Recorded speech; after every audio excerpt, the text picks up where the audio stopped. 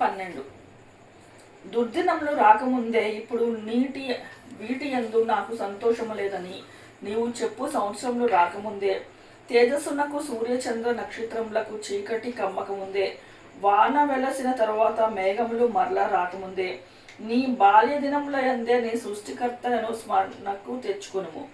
ఆ దినమున ఇంటి కావలి వారు వణుకుదురు, బలిష్ఠులు వంగుదురు, విసరువారు కొద్దిమంది ఎగుట చేత పని చాలించుకొందురు. కిటికీల గుండా చూచువారు కానలేక యుందురు. తిరకటి రాళ్ల ధ్వని తగ్గిపోవును, వీధి తలుపులు మూయబడును, పిట్ట యొక్క కూతకు ఒకడు లేచును.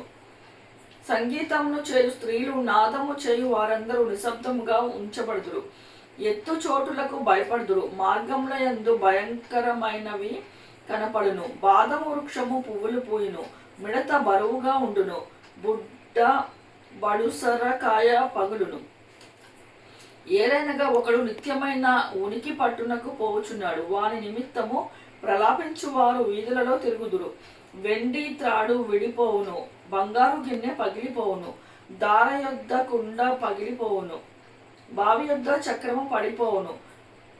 మన్నయి నది వెనుకటి వలె మరలా భూమికి చేరును. ఆత్మ దాని దయ వలన దేవుని యొద్దకు మరలా పోవును. సమస్తము వ్యర్థమని ప్రసంగి చెప్పుచున్నాడు, సమస్తము వ్యర్థమే. ప్రసంగి జ్ఞాని అయి ఉండెను, అతడు జ్ఞానులకు జ్ఞానము బోధించెను. అతడు ఆలోచించి సంగతులు పరిశీలించి అనేక సామెతలను అనుక్రమపరచెను. ప్రసంగి ఇంపైన మాటలు చెప్పుటకు పూనుకొనెను, సత్యమును గూర్చిన మాటలు యథార్థ భావంతో వ్రాయటకు పూనుకొనెను. జ్ఞానులు చెప్పు మాటలు మూలుకొల వలెను చక్కగా కూర్చబడి బిగగొట్టబడిన మేకుల వలెను ఉన్నవి. అవి ఒక్క కాపరి వలన అంగీకరించబడి ఉన్నవి. ఇదియుగాక నా కుమారుడా, హితోపదేశములు వినుము. పుస్తకములు అధికముగా రచింపబడును, దానికి అంతము లేదు. విస్తారముగా విద్యాభ్యాసము చేయుట దేహమునకు ఆయాసకరము. ఇదంతయు వినిన తరువాత తేలిన ఫలితార్థము ఇదే, దేవుని యందు భయభక్తులు కలిగి ఉండి ఆయన కట్టడలను అనుసరించి నడుచుకొనవలెను.